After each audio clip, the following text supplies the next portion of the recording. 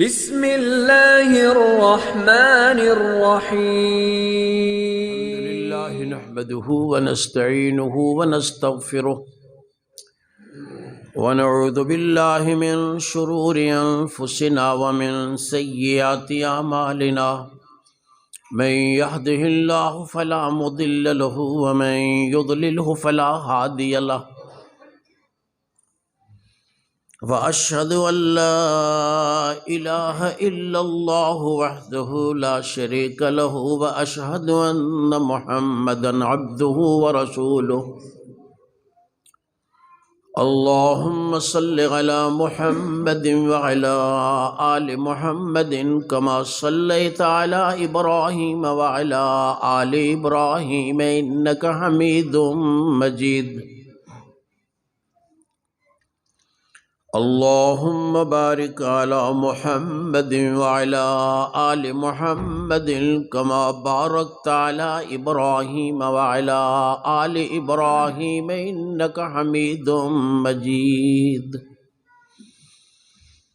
أما بعد فإن خير الحديث كتاب الله وخير الهدي هدي محمد صلى الله عليه وسلم وشر الأمور محدثاتها وكل محدثة بدعة وكل بدعة ضلالة وكل ضلالة في النار فأعوذ بالله السميع العليم من الشيطان الرجيم بسم الله الرحمن الرحيم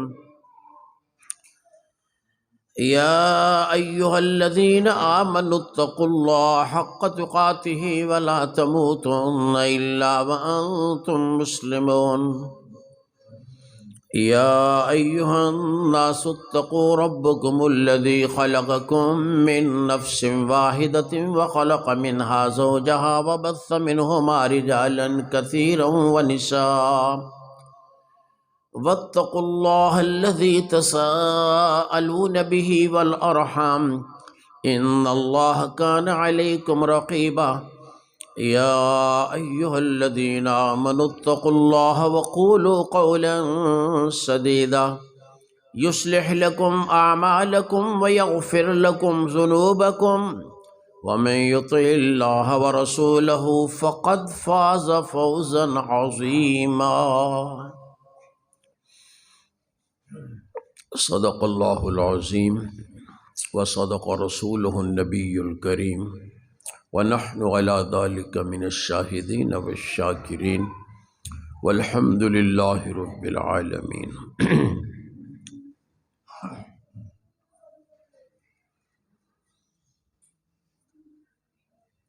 حضور اکرم صلی اللہ علیہ وسلم نے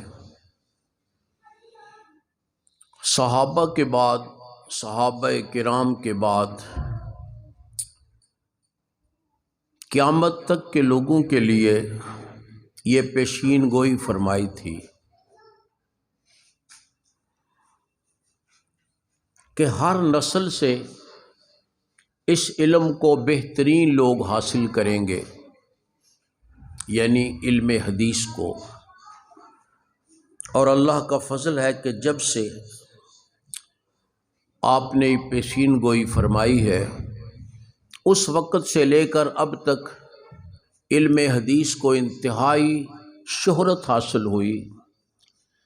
اس امت کے بہترین لوگوں نے اپنے اپنے دور میں اس علم کو پڑھا اور پڑھایا۔ محدثین نے اپنے لیے بڑا مشکل میدان منتخب کیا، کیونکہ علم حدیث کو تلاش کرنا، پڑھنا، پھر اس کی تحقیق کرنا یہ معمولی کام نہیں ہے، اس کے لیے پوری زندگی صرف کرنی پڑتی ہے۔ ایک ہے فقہ کا علم، یقیناً وہ بھی علم ہے، کوئی شک نہیں، لیکن وہ علم ایک جگہ بیٹھ کر پڑھا جا سکتا ہے۔ کسی ایک استاد کے پاس بیٹھ جائیں اور اس سے فقہ حاصل کر لیں، اس کے لیے کہیں جانے کی ضرورت نہیں ہے۔ امام مالک رحمہ اللہ جو کہ اس امت کے فقیہ ہیں، بہت بڑے امام ہیں، وہ ساری زندگی مدینہ منورہ میں رہے اور مدینہ منورہ سے باہر نہیں گئے، اور ان کا شمار ائمہ اعظام میں ہوتا ہے۔ اسی طرح امام ابو حنیفہ رحمہ اللہ وہ بھی ائمہ میں شامل ہیں اور بہت بڑے امام ہیں۔ وہ بھی ساری زندگی اپنے شہر کوفہ میں ہی رہے اور وہیں رہ کر انہوں نے علم حاصل بھی کیا اور علم پھیلایا بھی ہے۔ یہ علم فقہ ہے۔ علم فقہ ایک جگہ بیٹھ کر حاصل بھی کیا جا سکتا ہے اور آگے پھیلایا بھی جا سکتا ہے، لیکن علم حدیث کے لیے ساری دنیا کھنگالنا پڑتی ہے، ایک جگہ بیٹھ کر نہیں بلکہ پوری دنیا میں جانا پڑتا ہے، کیونکہ احادیث حاصل کرنی ہے۔ آج کل تو ہمارے سامنے چھپی ہوئی کتابیں موجود ہیں، لہٰذا ہم سمجھتے ہیں کہ علم حدیث بھی ایک جگہ بیٹھ کر پڑھ سکتے ہیں۔ یقیناً آج کل کوئی پڑھے تو پڑھ سکتا ہے، کتابیں موجود ہیں، کسی لائبریری میں بیٹھ جائے تو اسے ہر قسم کی کتاب اور حدیث مل جائے گی۔ لیکن جس دور کی میں بات کرتا ہوں کہ محدثین جنہوں نے یہ فن اختیار کیا علم حدیث، انہوں نے اپنی پوری زندگی اسی کام میں لگائی، چلتے پھرتے ہی رہے۔ امام بخاری رحمہ اللہ جن کی یہ کتاب اللہ کے فضل سے بہت بلند مرتبہ تسلیم کی جاتی ہے کہ کتاب اللہ کے بعد سب سے صحیح ترین کتاب اس کو کہا جاتا ہے۔ امام مالک رحمہ اللہ نے، امام شافعی رحمہ اللہ نے امام مالک کے موطا کو اصح الکتب بعد کتاب اللہ کہا تھا کہ موطا کتاب اللہ کے بعد صحیح ترین کتاب ہے۔ لیکن یہ اس وقت کی بات ہے جب یہ کتاب نہیں بنی تھی صحیح بخاری۔ بعد میں صحیح بخاری مرتب ہوئی تو یہ الفاظ جو امام شافعی رحمہ اللہ نے موطا کے بارے میں ارشاد فرمائے تھے، یہ الفاظ اس کتاب پہ صادق آنے لگے۔ اصح الکتب بعد کتاب اللہ صحیح البخاری، کہ سب سے صحیح ترین کتاب وہ صحیح بخاری ہے اللہ کی کتاب کے بعد۔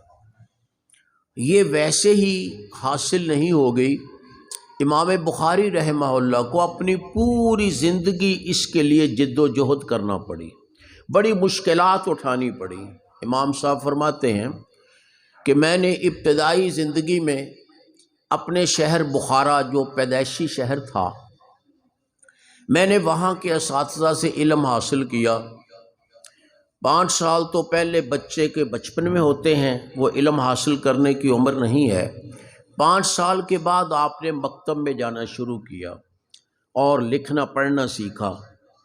10 سال کی عمر میں آپ نے پھر حدیث کی مجلسوں میں جانا شروع کر دیا۔ 10 سال کے بعد حدیث کی مجلسوں میں اپنے شہر کے بڑے بڑے محدثین اور فقہاء کی مجلسوں میں۔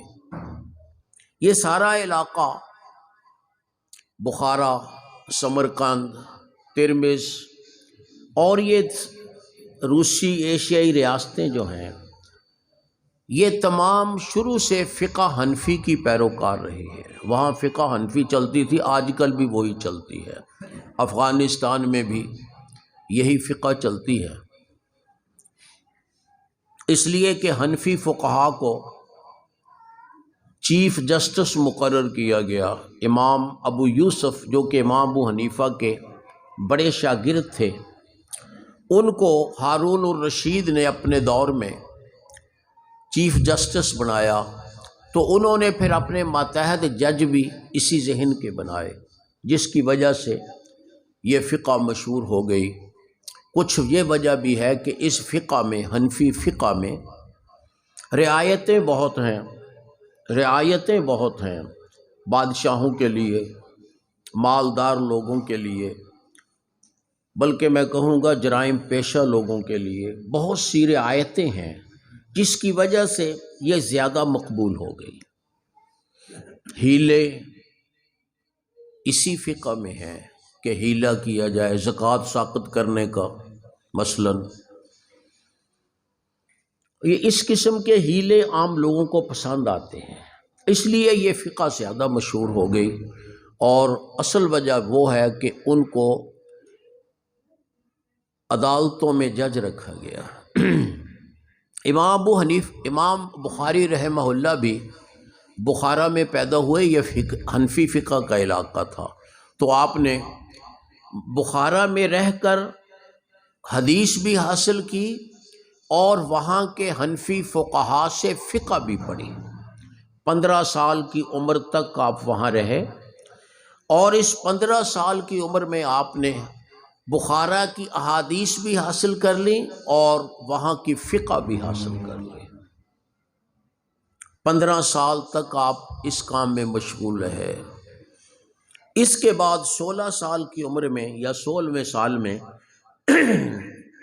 امام بخاری رحمہ اللہ نے مکہ کا سفر کیا۔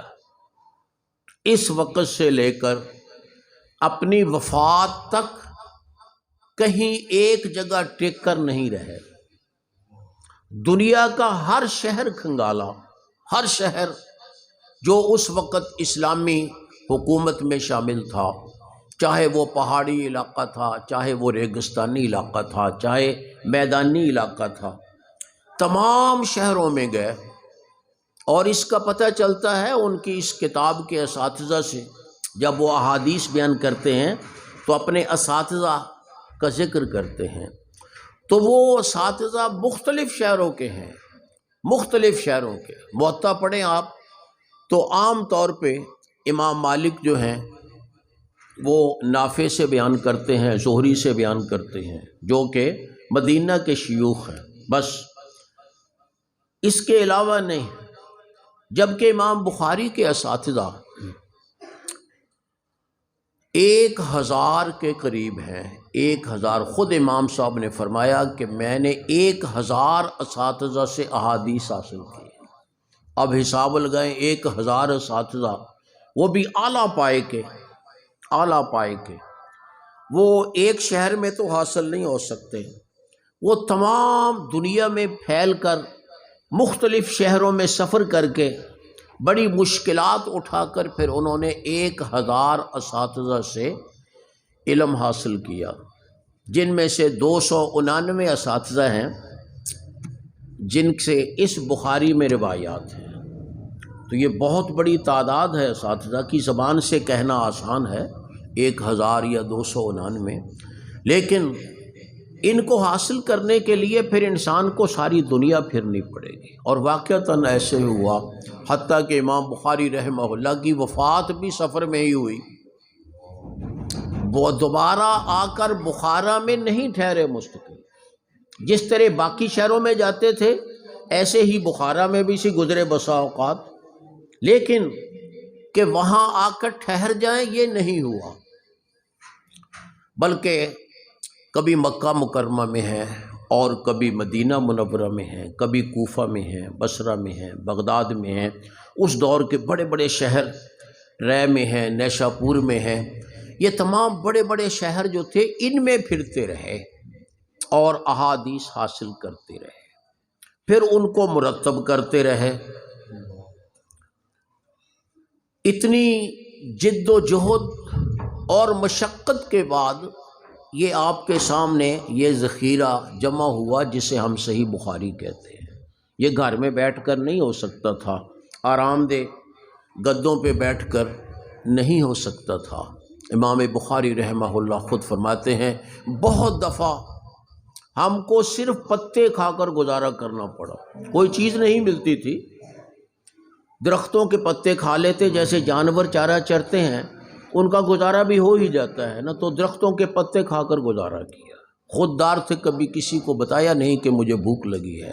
ایک دفعہ ان کو تکلیف ہو گئی پیٹ کی، ظاہر ہے جس نے پتے کھانے ہیں اس قسم کی چیزیں اور بھوک برداشت کرنا ہے، تکلیف ہو سکتی ہے۔ طبیب انہوں نے ان کا قارورہ دیکھا طبیب کہنے لگا یہ جس شخص کا قارورہ ہے اس نے 1 مہینہ سے سالن نہیں کھایا، یعنی 1 مہینہ ہو گیا سوکھی روٹی کھاتے ہوئے، سالن نہیں کھایا۔ یہ کیفیت تھی ان کی محنت اور مشقت کی، جو انہوں نے صرف اللہ کے لیے برداشت کی اور کوئی دنیا سے معاوضہ نہیں لیا، کسی بادشاہ سے کوئی وظیفہ نہیں لیا۔ یہ کتاب مرتب کر کے بھی کسی بادشاہ کو پیش نہیں کی کہ مجھے انعام دے، وگرنہ رواج تھا لوگ کتاب لکھتے تھے، کتاب لکھ کے کسی نہ کسی بادشاہ کو، کسی امیر کو پیش کرتے تھے، تو وہ امیر پھر کھلے دل سے ان کو وظائف دیتے تھے اور انعامات دیتے تھے۔ امام بخاری رحمہ اللہ نے یہ کتاب مرتب کی تو اپنے اساتذہ کے سامنے پیش کی۔ حضرت علی بن مدینی، حضرت ابن معین اور حضرت امام احمد بن حنبل، حضرت اسحاق بن راہویہ، یہ آپ کے استاد جن سے آپ نے زیادہ علم اخذ کیا تھا اور جو اس وقت محدثین کے سردار تھے، ان کے پاس یہ کتاب لکھ کر لے گئے، لو جی میں نے یہ کتاب لکھی ہے۔ کہا بھی انہوں نے ہی تھا، کہا بھی اساتذہ نے ہی تھا۔ ان کی وسعت معلومات کو دیکھ کر اسحاق بن راہویہ نے ایک دفعہ کہا رحمہ اللہ امام بخاری سے کہ میں چاہتا ہوں آپ صحیح احادیث کا ایک ذخیرہ جمع کر دیں۔ مطلب یہ تھا کہ تم میں اہلیت ہے، تم جمع کرو۔ وہ بہت قائل تھے امام بخاری رحمہ اللہ کے حفظ کے، وسعت علم کے اور ان کی تحقیق کے، باقی اساتذہ بھی۔ اور حقیقت بھی یہ ہے کہ امام بخاری رحمہ اللہ فقہ اور حدیث میں اپنے اساتذہ سے بھی بڑھ گئے تھے، اپنے اساتذہ سے بھی بڑھ گئے تھے۔ حضرت ابو مصعب یہ استاد ہیں امام بخاری کے اور شاگرد ہیں امام مالک کے، امام مالک کے شاگرد ہیں، امام بخاری کے استاد ہیں ابو مصعب۔ انہوں نے کہا کہ میں نے بخاری جیسا شخص نہیں دیکھا۔ کسی نے کہا کہ تو آپ نے تو امام مالک کو دیکھا ہے، امام مالک سے بھی بڑھا دیا۔ فرمانے لگے اگر تو دیکھتا امام بخاری کو اور پھر دیکھتا امام مالک کو تو بھی ان میں کوئی فرق نہ پاتا۔ گویا اس قدر وسیع علم والے کہ امام مالک کے ہم پلہ، جو امام مالک جن کے بارے میں اللہ کے رسول صلی اللہ علیہ وسلم کی پیشین گوئی تھی، آپ نے فرمایا تھا ایک وقت ہوگا مدینہ منورہ میں اتنا بڑا عالم ہوگا کہ لوگ اس کے برابر کسی اور کو نہیں پائیں گے، دور دور کے علاقے سے اس کے پاس پڑھنے آئیں گے، وہ مدینے کا بڑا عالم ہوگا۔ محدثین کا اتفاق ہے اس بات کر کے یہ آپ کی پیشین گوئی امام مالک پہ صادق آئی ہے۔ ان سے پڑھنے والے بہت دور سے آئے، مغرب کے علاقے سے آئے، سعودی عرب سے اس طرف کو مشرق کہتے ہیں اور سعودی عرب سے پرے حبشے کا علاقہ، یہ اور آگے یورپ وغیرہ، یہ اس کو کہتے ہیں مغرب۔ بہت سے مغربی اہل علم وہاں سے پڑھنے آئے امام مالک رحمہ اللہ کے پاس، اور مشرق سے تو جانے ہی تھے یہاں، وہ تو سمندر پار علاقہ چلا گیا نا۔ تو امام مالک رحمہ اللہ وسیع علم رکھتے تھے، لیکن امام مالک کے شاگرد امام ابو حنیفہ، امام بخاری کے استاد، وہ ان کو امام مالک سے بھی بڑھا رہے ہیں۔ ایسے ہی آپ کے دوسرے اساتذہ، ان اساتذہ نے بھی آپ کی بڑی تعریف کی ہے۔ شاگرد تو تعریف کیا ہی کرتے ہیں نا، بے شاگرد اپنے استاد کی تعریف کرتے ہیں، یہ ہمیشہ سے بات ہے، یہ کوئی بڑی بات نہیں۔ اصل بات کیا ہے کہ کسی کی تعریف اس کے ہم اثر ساتھی کریں یا اساتذہ کریں۔ امام بخاری رحمہ اللہ کو یہ فضیلت حاصل ہے کہ ان کے اساتذہ نے ان کی بہت زیادہ تعریف کی ہے، بہت زیادہ تعریف کی ہے۔ امام بخاری جب کسی استاد کے پاس پہنچتے تھے تو وہ استاد گھبرا جاتا تھا کہ بخاری بیٹھے ہیں کہ غلطی نہ نکل آئے، کوئی غلطی نہ نکل آئے۔ خود بخاری فرماتے ہیں کہ ابن مدینی کے علاوہ اس کی مجلس میں جا کر تو میں سمجھتا تھا کہ یہ زیادہ علم والے ہیں، اس کے علاوہ میں کبھی کسی کی مجلس میں جا کر نہیں گھبرایا۔ کسی نے ابن مدینی سے کہا کہ جی آپ کے شاگرد نے یہ بات کہی ہے، وہ فرمانے لگے وہ اس کی کیا بات ہے، وہ اس جیسا تو کوئی دیکھا ہی نہیں ہم نے۔ استاد کہتے ہیں ہم نے اس جیسا دیکھا ہی نہیں۔ امام محمد بن بشار کہتے ہیں جالست الزہاد والعباد، میں بڑے بڑے زاہد اور عابد اور عالم لوگوں کے پاس بیٹھا ہوں، میں نے بخاری جیسا شخص نہیں دیکھا۔ یہ آپ کے استاد ہیں، سلیمان بن حرب آپ کے استاد ہیں، اساتذہ آپ کی تعریف کرتے ہیں، اساتذہ۔ یہ بہت بڑی بات ہے کہ استاد کسی کی تعریف کرے۔ اور ہم عصر علماء بھی، ہم عصر کہتے ہیں ہم زمانہ، اسی دور کے۔ عام طور پہ ہم زمانہ علماء میں چشمک ہوتی ہے۔ چشمک کا مطلب یہ کہ ایک دوسرے سے کوئی تھوڑا سا نا فضیلت تسلیم کرنا ذرا مشکل ہوتا ہے، وہ سمجھتے میں بھی تو عالم ہوں، خیر ہے جو وہ عالم ہے، لیکن نہیں۔ امام مسلم رحمہ اللہ، جو کہ امام بخاری کے بعد ان کی یہ کتاب کو درجہ دیا جاتا ہے، امام مسلم کہتے تھے دعنی اقبل رجلیک یا امیر المومنین فی الحدیث، اے حدیث کے امیر المومنین مجھے اجازت دیجئے میں آپ کے پاؤں کو بوسہ دوں، آپ کے پاؤں کو بوسہ دوں۔ یہ آپ کے ہم عصر علماء اور آپ کے اساتذہ کرام کے تاثرات ہیں۔ اور واقعتاً ایسا ہے، ان اساتذہ نے کہا کہ امام احمد بن حنبل جو ان کے استاد تھے نا، ان سے بڑھ کر فقیہ تھے، وہ فقہ اور حدیث میں ان کی معرفت امام احمد بن حنبل سے بھی بڑھ کر تھی۔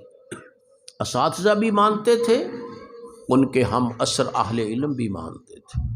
11 سال کے تھے، ایک دفعہ امام داخلی رحمہ اللہ کی مجلس میں، 11 سال کوئی بڑی عمر نہیں ہے، ابھی بخارا میں ہی تھے، شروع میں ہی امام داخلی رحمہ اللہ کی مجلس میں حدیث کے لیے گئے۔ امام داخلی نے ایک حدیث بیان کی، امام داخلی نے حدیث بیان کی، حدثنا سفیان عن ابی الزبیر۔ امام بخاری کہنے لگے استاد جی یہ سند صحیح نہیں ہے، یہ سند صحیح نہیں ہے، سفیان ابو الزبیر سے بیان نہیں کرتا، سفیان ابو الزبیر سے بیان نہیں کرتا۔ استاد ہوتا، انہوں نے ذرا جھڑک دیا کہ تجھے کیا پتہ ہے بچے، چھوٹا سے 11 سال کا، تجھے کیا پتہ؟ کہنے لگے استاد جی آپ جائیں اپنا اصل نسخہ دیکھیں، آپ کو پتہ چلے گا کہ سفیان ابو الزبیر سے بیان نہیں کرتا۔ وہ گئے، جا کر دیکھا واقعتاً غلطی نظر آ گئی کہ یہ سند صحیح نہیں ہے۔ واپس آئے، کہنے لگے بیٹا تم بتاؤ پھر کیا خرابی کیا ہے؟ وہ کہنے لگے کہ سفیان ابو الزبیر سے بیان نہیں کرتا، سفیان بیان کرتا ہے عن الزبیر بن عدی، زبیر بن عدی سے۔ استاد نے شاباش بھی دی اور اپنا جو ہاتھ میں نسخہ پکڑا تھا اس کو ٹھیک کیا، اس کو ٹھیک کیا۔ یہ معمولی بات نہیں کہ 11 سال کا بچہ اتنی معرفت حاصل کر چکا ہے کہ اس کو پتہ ہے کون کس سے بیان کرتا ہے، کون کس سے بیان نہیں کرتا۔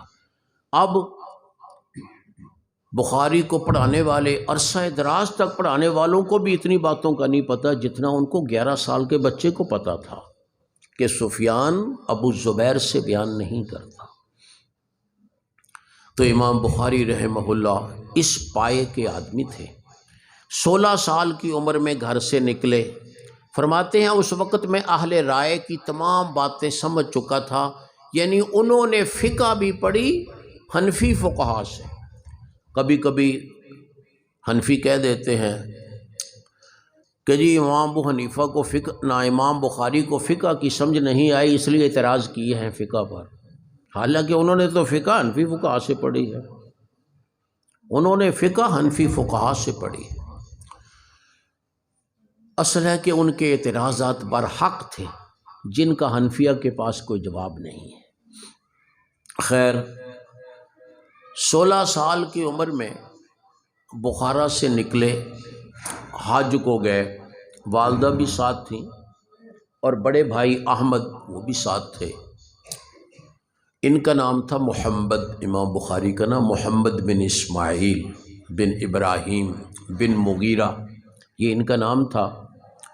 تو بھائی، بڑے بھائی تھے احمد، ان کے والد وہ بھی محدث تھے، ان کے والد بھی محدث تھے، امام بخاری کے والد اسماعیل بن ابراہیم وہ بھی محدث تھے۔ تو انہوں نے اسماعیل بن ابراہیم انہوں نے وفات کے وقت 1000 درہم چھوڑا تھا، نہ دینار چھوڑے تھے، بڑی رقم بنتی ہے۔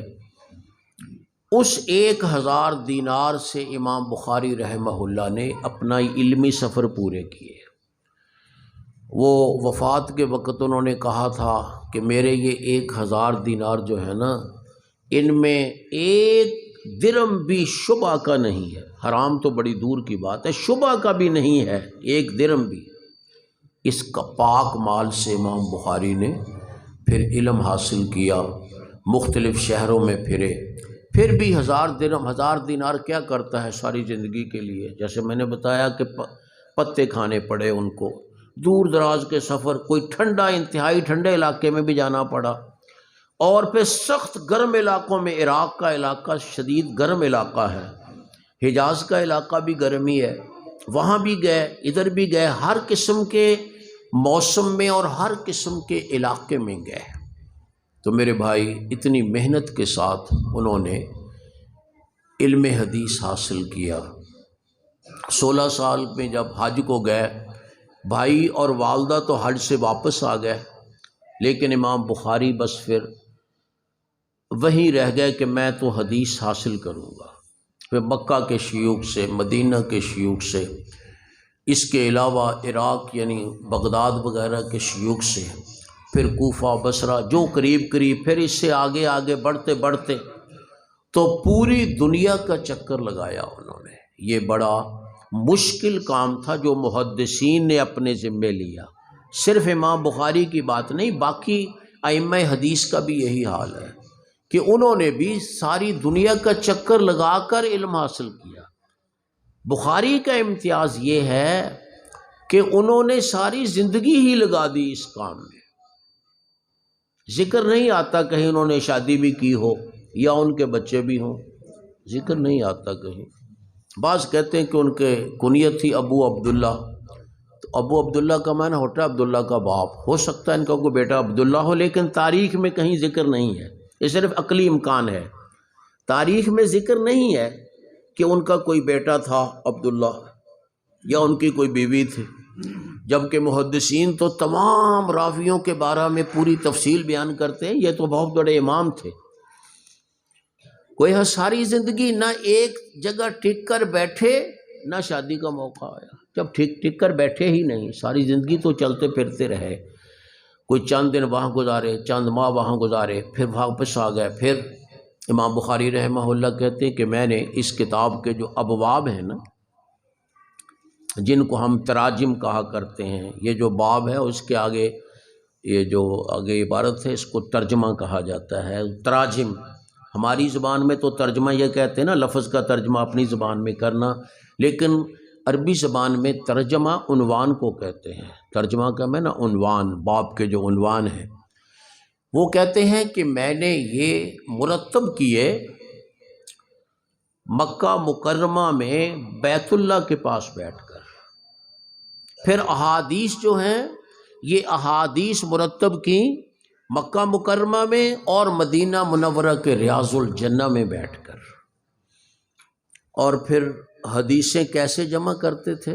خود فرماتے ہیں کہ میں ہر حدیث لکھنے سے پہلے تو اپنے علم کے مطابق جائزہ لیتے، اس حدیث میں کوئی خرابی تو نہیں، کوئی اس کا راوی کمزور تو نہیں، یہ سارا کچھ دیکھنے کے بعد پھر بعض روایتوں میں ہے کہ غسل کرتے، بعض میں ہے کہ وضو کرتے اور 2 رکعت پڑھتے۔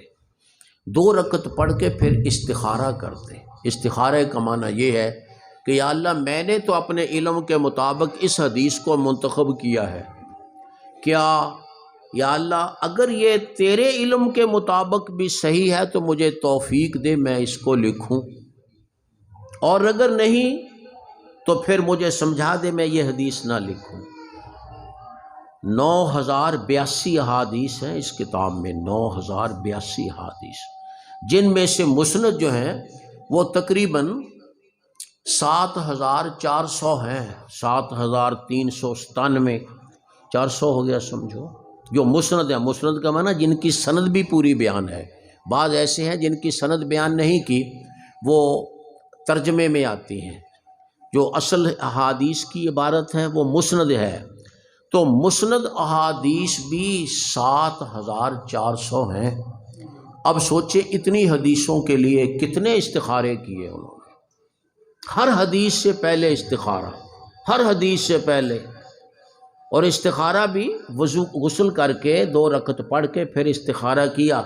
فرماتے حتی اذا تیقنت، جب مجھے یقین ہو جاتا اپنی تحقیق کے نتیجے میں بھی اور اللہ تعالیٰ کی طرف سے بھی یقین ہو جاتا، پھر میں وہ حدیث لکھتا تھا۔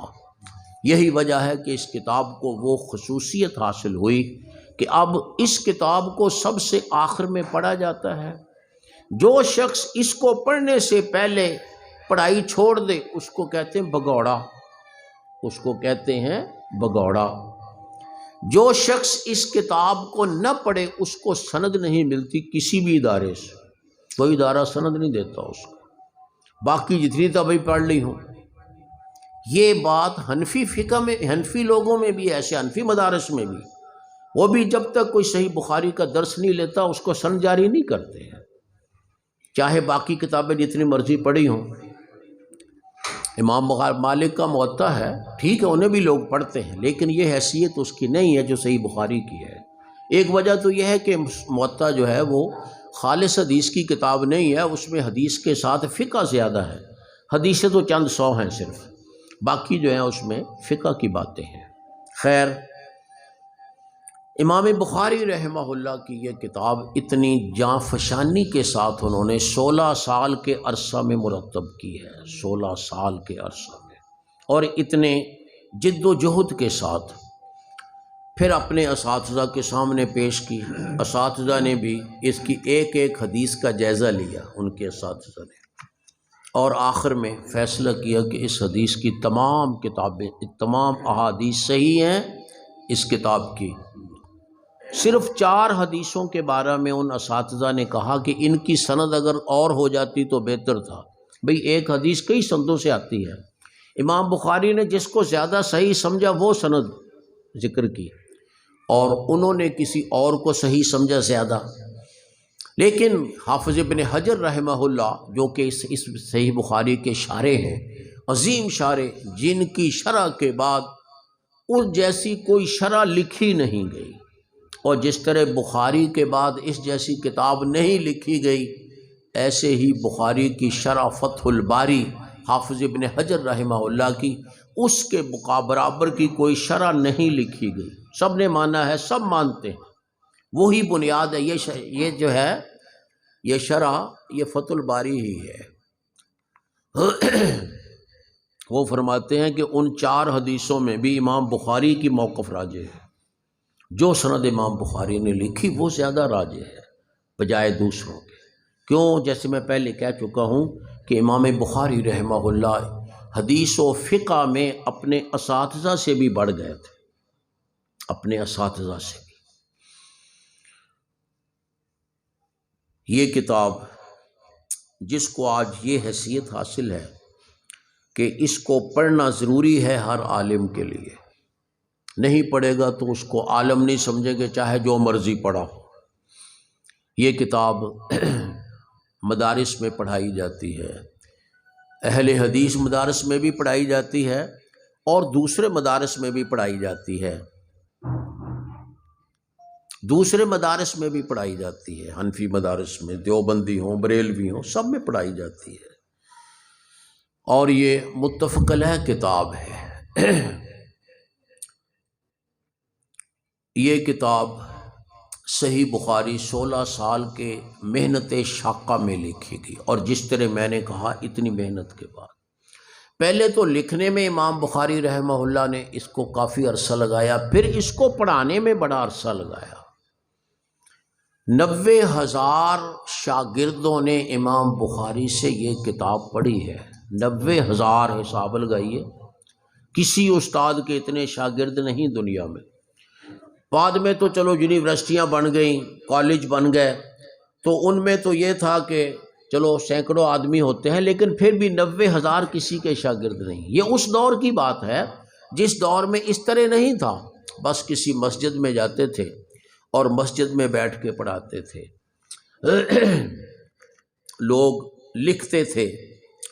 یہ نسخوں کا رواج تو بعد میں آیا نا، یہ جو چھپے ہیں، لکھتے تھے، اپنا اپنا نسخہ لکھتے تھے۔ تو 90,000 آدمیوں کا شاگرد ہونا اس دور میں، جس دور میں نہ تو یہ کوئی ریڈیو تھا، نہ ٹی وی تھی، نہ اخبارات تھے، نہ اشتہارات، کچھ بھی نہیں تھا، اللہ تعالیٰ نے اس کو وہ مرتبہ عطا فرمایا کہ 90,000 شاگردوں نے امام بخاری رحمہ اللہ سے ان کی زندگی میں یہ کتاب پڑھی۔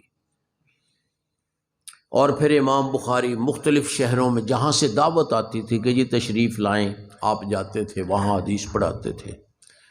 بخارا میں بھی گئے، بخارا میں بھی حدیث کا درس، اس حدیث کا درس دیا بخارا میں۔ نیشا پور میں گئے، سمرقند میں جانے کا پروگرام تھا۔ ابھی سمرقند کے قریب ایک بستی ہے جس کو خرتنگ کہا گیا بعد میں، پہلے تو اس کا نام کچھ اور ہوگا۔ وہاں تھے کہ بیمار ہو گئے، اور پھر اللہ سے دعا کی، یا اللہ یہ تیری وسیع زمین مجھ پہ تنگ ہو گئی ہے، مولا اب مجھے اپنے پاس بلا لے۔ اور اللہ نے ان کی یہ دعا قبول فرمائی۔ سمرقند والے لینے آئے، کہنے لگے مجھے اٹھاؤ پکڑ کر، بیمار تھے نا، انہوں نے اٹھایا، چند قدم چلے تھے، فرمانے لگے چھوڑ دو چھوڑ دو، انہوں نے بٹھا دیا، پھر لیٹ گئے، اور لیٹ کر ان کی روح اللہ تعالیٰ نے قبض فرما لی۔ گویا موت بھی اپنے آبائی شہر میں نہیں آئی، موت بھی کسی شہر میں بھی نہیں، یوں کہیں صحرائی علاقے میں موت آئی، درمیان میں۔ سمرقند پہنچے نہیں تھے اور پچھلے شہر سے آ چکے تھے وہاں۔ یہ اس شخص کی زندگی ہے جس شخص کو آج ہم امام بخاری کے نام سے یاد کرتے ہیں۔ یہی وجہ ہے کہ اللہ تعالیٰ نے ان کو اور ان کی اس کتاب کو اتنی بڑی قبولیت عطا فرمائی، اتنی بڑی۔ اب اتنا کہہ دینا ہی کافی ہے، یہ حدیث بخاری میں ہے بھئی، بس سننے والا چپ ہو جائے گا۔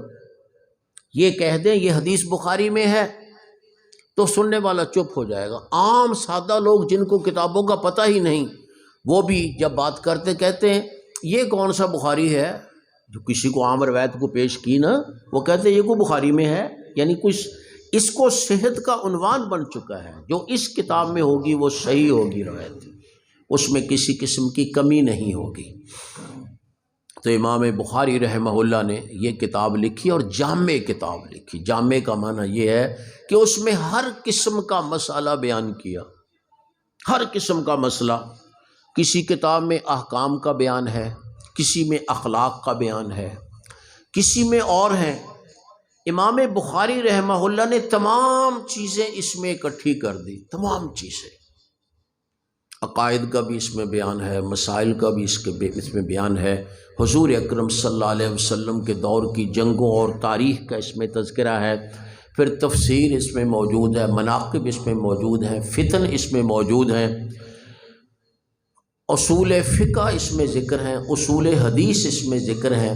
گویا ہر چیز اس میں موجود ہے، سمجھنے والا آدمی چاہیے۔ اسی لیے آخر میں پڑھتے ہیں نا، سارے علم پڑھ کے پھر یہ پڑھتے ہیں، کیونکہ یہ تمام علوم کا مجموعہ ہے۔ یہ صرف حدیث کی کتاب نہیں، فقہ کی بھی کتاب ہے۔ فقہ کا معنی کہ اس میں تابعین تبع تابعین کے اقوال بیان کیے گئے ہیں، اور فقہ میں اقوال ہی ہوتے ہیں نا۔ اور فقہ کس چیز کا نام؟ اقوال کا نام۔ اس میں اقوال بھی ہیں اور احادیث بھی ہیں۔ کوئی غلط قول ہے تو اس کی تردید کی ہے، کوئی غلط قول ہے تو اس کی تردید کی ہے، صحیح قول ہے تو اس کی تائید کی ہے۔ امام بخاری رحمہ اللہ گویا فقہ بھی آ گئی اس میں، اصول حدیث بیان کر دیے، کتاب العلم جو اس کا تیسرا باب کا دوسرا ہے کتاب، پہلی تو کتاب الوحی ہے نا، کتاب عبد الوحی، پھر کتاب الایمان ہے، پھر کتاب العلم ہے۔ تو کتاب العلم میں اصول حدیث بھی بیان کیے کہ حدیث بیان کرنے کے اصول کیا ہیں، آداب کیا ہیں، احکام کیا ہے، اور پھر فقہ کے اصول بھی بیان کیے۔ فقہ کے اصول، کتاب الاعتصام بالکتاب والسنہ، کتاب و سنت کو مضبوطی سے پکڑنے کا باب، اس میں اصول فقہ بیان کیے۔ خبر واحد حجت ہے مثلا، اور امر کس کے لیے آتا ہے، اس سے کیا ثابت ہوتا ہے، نہیں سے کیا ثابت ہوتا ہے، یہ جو علمی مسائل ہیں نا، عام آدمی کو نہیں ان کا پتہ ہوتا، یہ سب بیان کیے۔ کوئی چیز نہیں چھوڑی جو اس میں بیان نہیں ہے۔ اس لیے یہ واحد کتاب ہے جس کو کہتے ہیں جامع، الجامع الصحیح المسند المختصر من امور رسول اللہ صلی اللہ علیہ وسلم وسننہ وایامہ، یہ اس کا نام ہے۔ اتنا لمبا نام رکھا ہے امام صاحب نے، تو چونکہ لمبا نام ہم یاد نہیں رکھ سکتے، ہم مختصر طور پہ صحیح بخاری کہہ دیتے ہیں، ورنہ انہوں نے کیا نام رکھا، الجامع المسند الصحیح المختصر من امور رسول اللہ صلی اللہ علیہ وسلم وسننہ وایامہ، کہ یہ کتاب جامع ہے، ہر قسم کی چیز اس میں آئے گی، ہر قسم کی چیز، اور یہ مسند ہے، اس میں ہر بات باسند بیان کی گئی ہے، اور مرفوع احادیث کی مکمل سند بیان کی گئی ہے۔ اسی طرح اس میں ہر صحیح روایت، جو روایت ہے وہ صحیح ہوگی، ہاں اس کے علاوہ بھی صحیح ہیں، لیکن اس میں شرط ہے کہ صحیح روایت ہوگی۔ المختصر، اور یہ مختصر ہے، مختصر تو ہے، فرماتے ہیں امام بخاری میں نے اس کو 6 لاکھ احادیث سے منتخب کیا ہے، 6 لاکھ احادیث، سارا ملک جو ساری دنیا پھرے تھے نا، ایک ایک حدیث کی 100 سندیں ہوتی ہیں، ایک ایک حدیث کی، وہ اتنی حدیثیں ہی شمار کر لیتے ہیں، 600 احادیث نہ 6 لاکھ احادیث سے یہ منتخب کی ہے یہ کتاب، پھر مختصر ہی ہو گئی نا۔ اس میں اللہ کے رسول صلی اللہ علیہ وسلم کے امور بھی ہیں، امور کا معنی یہ ہے کہ اللہ کے نبی کے اپنے اقوال، و سنن ہی، اور آپ کی سنتیں ہیں یعنی آپ کے افعال، و ایام ہی، اور آپ کے حالات اور تاریخ وغیرہ۔ گویا یہ جامع کتاب ہے، جامع، ہر قسم کی بات، مثلا اس میں کتاب الحیل ہے، ہیلوں کا کتاب، ہیلوں کی کتاب، کیا مطلب، جن لوگوں نے ہیلے بنائے ان کے ہیلے ذکر کر کے ان کی تردید کی۔ کسی حدیث کی اور کتاب میں کتاب الحیل نہیں ہے، حدیث کی کسی کتاب میں کتاب الحیل نہیں ہے۔ اسی طرح یہ کتاب التوحید ہے، آخر میں یہ کتاب التوحید میں گمراہ فرقوں کے عقیدوں کو ذکر کر کے ان کی تردید کر کے پھر صحیح عقیدہ بیان کیا گیا ہے۔ یہ بات بھی حدیث کی کسی کتاب میں نہیں ہے، باقی کتابیں بھی ہیں، کوئی شک نہیں، بعد میں بھی لکھی گئیں، پہلے بھی، لیکن یہ نہیں ہے کہ ان میں اس طرح گمراہ فرقوں کے خیالات اور ان کے اعتقادات بیان کر کے ان کی تردید کی گئی ہے اور صحیح عقیدہ بھی بیان کیا گیا۔ یہ کتاب التوحید صرف گمراہ فرقوں کے بیان میں ہے، بلکہ اس کا عنوان بھی یہی ہے، کتاب الرد علی الجہمیۃ وغیرہم التوحید۔ یہ کتاب التوحید کیا ہے، رد کرنا ہے جہمیہ پر اور ان جیسے دوسرے گمراہ فرقوں پر۔ التوحید، ان کی توحید کو، جو وہ توحید کا نام لے کر پیش کرتے ہیں نا، اس توحید کو رد کیا ہے اس میں، اور صحیح توحید بیان کی ہے۔ اس کو پھر کتاب مختصر طور پہ کتاب التوحید کہہ دیتے ہیں، کیونکہ بہت سے لوگوں نے توحید کے نام پر گمراہی پھیلائی۔ مثلا ایک مثال دیتا ہوں کہ انہوں نے یہ کہنا شروع کر دیا لا موجود الا اللہ، کہ اللہ کے علاوہ کوئی موجود نہیں۔ کہنے یہ توحید تو یہ ہے نا، ہم کہتے ہیں اللہ کے علاوہ کوئی موجود ہی نہیں، حالانکہ قرآن کہتا ہے لا الہ الا اللہ، اللہ کے علاوہ کوئی معبود نہیں۔ انہوں نے جھوٹ گڑھ لیا کہ اللہ کے علاوہ کوئی موجود نہیں۔ یہ سارے جو لوگ ہیں، انسان ہیں، نبی ہیں، کافر بڑے بڑے، یہ اللہ کے الہ بھی ہیں نا، غیر ہی ہیں۔ جب انہوں نے یہ غلط عقیدہ ایجاد کر لیا کہ اللہ کے علاوہ کوئی موجود نہیں، پھر ان کو پوچھا گیا کہ پھر یہ کیا ہے؟ وہ کہنے لگے یہ اللہ ہی ہے، یہ سب اللہ ہی ہے، اللہ کے ہی رنگ ہے۔ تو کتنی گمراہی کی بات ہو گئی کہ سب کو اللہ بنا دیا۔ اب اللہ تو نماز نہیں پڑھے گا نا، اس لیے یہ لوگ بھی نمازیں نہیں پڑھتے۔ اللہ تو روزہ نہیں رکھتا نا، ان لوگوں نے بھی روزہ نہیں رکھنا ہوتا۔ اپنے آپ کو بد عمل بنایا، لوگوں کو بد عمل بنایا، یہ غلط عقیدہ پیش کر کے۔ امام بخاری رحمہ اللہ نے تردید کی، باقاعدہ ذکر کیا اور ان کی تردید کی ہے۔ یہ جو آخری حدیث ہے یہ بھی کتاب التوحید کے آخر میں ہے۔ گمراہ فرقوں میں ایک فرقہ معتزلہ ہے۔ معتزلہ یہ بھی گمراہ فرقہ ہے۔ معتزل کا معنی ہوتا ہے علیحدہ ہونے والا۔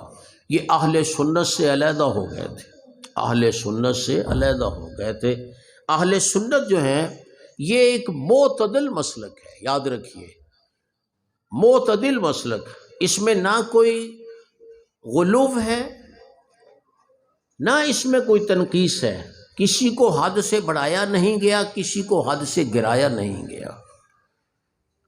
اس میں نہ افراط ہے نہ تفریط ہے، بلکہ بالکل معتدل ہے۔ جس طرح اسلام معتدل ہے نا، باقی دینوں میں غلو ہے، افراط و تفریط ہے، لیکن اسلام میں افراط و تفریط نہیں، بہترین اعتدال ہے، بہترین اعتدال۔ اور اسلامی فرقوں میں سب سے صحیح معتدل وہ ہے اہل السنہ۔ اہل السنہ ان میں بھی اعتدال ہے، صحابہ کرام کو بھی مانتے ہیں، اہل بیت کو بھی مانتے ہیں۔ بہت سے گمراہ فرقے جو صحابہ کرام کو برا کہتے ہیں، اور بہت سے گمراہ فرقے جو اہل بیت کو برا کہتے ہیں۔ اہل سنت وہ نہ صحابہ کو برا کہے گا نہ اہل بیت کو برا کہے گا۔ صحابہ سے محبت بھی ہمارے ایمان کا جزو ہے، اور اہل بیت سے محبت بھی ہمارے ایمان کا جزو ہے۔ ہم تو جب بھی دعا کرتے ہیں تو یہی کہتے ہیں وَعَلَىٰ آلِهِ وَأَصْحَابِهِ، آل پر بھی اصحاب سب کو برابر رکھتے ہیں، مرتبے اپنے الگ ہیں، لیکن سب سے محبت، سب سے عقیدت، نہ کسی پہ اعتراض۔ یاد رکھیں، کسی صحابی پہ اعتراض نہیں کریں کبھی بھی۔ بعض کم علم لوگ ہوتے ہیں، وہ کہتے ہیں فلاں صحابی کو ایسے کرنا چاہیے تھا، امام حسین کو نہیں جانا چاہیے تھا وہاں کوفہ میں۔ وہ تم زیادہ عقل مند ہو، وہ زیادہ عقل مند ہے۔ حالات کا تم کو پتہ ہے 1400 سال بعد، یا ان کو پتہ ہے جو دیکھ رہے تھے؟ صحابہ پہ تنقید کرنا بہت بری عادت ہے، یاد رکھیے۔ ہم آج بیٹھ کر ان حالات کا حساب نہیں لگا سکتے۔ کسی صحابی بھی تنقید نہیں کریں، وہ ایسے لوگ ہیں جن کے بارے میں اللہ کے رسول نے ان کے اعلیٰ مراتب بیان کر دیے۔ کسی کو کہا وہ جنت میں جوانوں کا سردار ہے، کسی کو کہا جنت میں بوڑھوں کا سردار ہے۔ یہ ان کو کہا، صحابہ کو، اہل بیت کو۔ ہم کون ہوتے، ہمارا کیا مرتبہ ہے کہ ہم ان کی غلطیاں نکالیں؟ نہ صحابہ کی، نہ اہل بیت کی، کسی کی نہیں۔ وہ اللہ کے رسول سے پاس کردہ لوگ تھے، یعنی اللہ کے رسول نے ان کو پاس کیا تھا۔ اولئک الذین امتحن اللہ قلوبہم للتقوی، میں یہ وہ لوگ ہیں جن کے دلوں کو اللہ نے تقوی کے لیے چن لیا ہے، منتخب کر لیا ہے۔ تو اہل سنت میں اعتدال پایا جاتا ہے۔ یہ اعتدال عقیدوں میں بھی ہے، عقیدے میں بھی، عمل میں بھی، عمل میں بھی، عقیدے میں بھی۔ تو کتاب التوحید کے آخر میں معتزلہ کی چند باتوں کا رد ہے۔ معتزلہ کون تھے؟ جو اپنی عقل کو زیادہ استعمال کرتے تھے، کہتے یہ بات عقل میں نہیں آتی۔ او بھائی، تمہاری عقل تو بسا اوقات تمہارے دنیا کے مسائل بھی حل نہیں کر سکتی، تو چہ جائے کہ تم دین کے مسائل کو بھی حل کر سکو، موت کے ما بعد مسائل کو حل سکو۔ عذاب قبر کا انکار کر دیا کسی نے، عذاب قبر کا انکار کیوں جی؟ عقل میں نہیں آتا۔ اور تیرا وجود عقل میں آتا ہے، تیرا وجود عقل میں آتا ہے۔ ایک چھوٹا سا نطفہ نطفہ جرثومہ، نطفے میں تو کتنے ہی جراثیم ہوتے ہیں، نطفے میں کتنے جراثیم، ایک جرثومہ ان ہزاروں جراثیم میں سے ایک جرثومہ وہ ملتا ہے عورت کے ایک جرثومے سے، جو ایسا جرثومہ جو نظر بھی نہیں آتا، خوردبین کے ساتھ آپ اسے دیکھیں گے، کبھی خوردبین کے ساتھ۔ کیا انسان کی عقل میں آتا ہے کہ ایک جرثومہ جو عورت کے ایک جرثومے سے ملتا ہے وہ اتنا بڑا انسان بن جائے گا؟ کس کی عقل مانتی ہے اس بات کو؟ اگر ہم نہ دیکھتے تو کیسے مان سکتے تھے؟ ہر بات عقل سے نہیں مانی جاتی، کسی چیز کا وجود خود اس کا ثبوت ہوتا ہے۔ جیسے ہم دیکھتے ہیں یہ درخت ہے، چھوٹے چھوٹے بعض بیج چھوٹے چھوٹے ہیں لیکن ان سے بڑے بڑے درخت بنتے ہیں، کس کی عقل مانتی ہے اس بات کو؟ اگر یہ ان باتوں کو مانتے ہو کہ ہاں بیج سے درخت نکلتا ہے اتنا بڑا، جس بیج کو تم نے مٹی میں رول دیا، مٹی میں رول دیتے ہیں نا، اللہ تعالیٰ وہ درخت نکالتے ہیں اور بڑا درخت، تو کیا انسان کے جسم کی مٹی سے اللہ تعالیٰ نیا انسان نہیں بنا سکتے؟ اسے عذاب و ثواب نہیں ہو سکتا؟ یہ بیوقوفی کی باتیں ہیں، عقل کی بنیاد پر انکار کرنا۔ یہاں جو مسئلہ ہے نا آخر میں، یہ ہے وزن اعمال کا مسئلہ۔ امام بخاری رحمہ اللہ نے یہ باب قائم کیا ہے وَنَزَعُ الْمَوَازِينَ الْقِسْطَ لِيَوْمِ الْقِيَامَةِ، یہ وزن کا مسئلہ، اس کا بھی انکار کیا تھا معتزلہ نے۔ وہ کہتے تھے اعمال کا وزن نہیں ہو سکتا ہے کیونکہ اعمال کا تو وجود ہی کوئی نہیں۔ مثلا میں نے نماز پڑھی، اس کا کوئی الگ وجود نہیں ہے، رکوع میں گیا تو قیام ختم، سجدے میں گیا تو رکوع ختم، اٹھ کے بیٹھ گیا تو سجدہ بھی ختم، سلام پھیر لیا، ساری نماز ختم، وجود کوئی بھی نہیں۔ جب وجود ہی نہیں تو تولا کیا جائے گا؟ وہ تولتے ہیں کسی چیز کو جس کا وجود ہو، تو اعمال کا، اقوال کا، ان کا تو وجود ہی نہیں ہے تو کیا تولے گا وہاں؟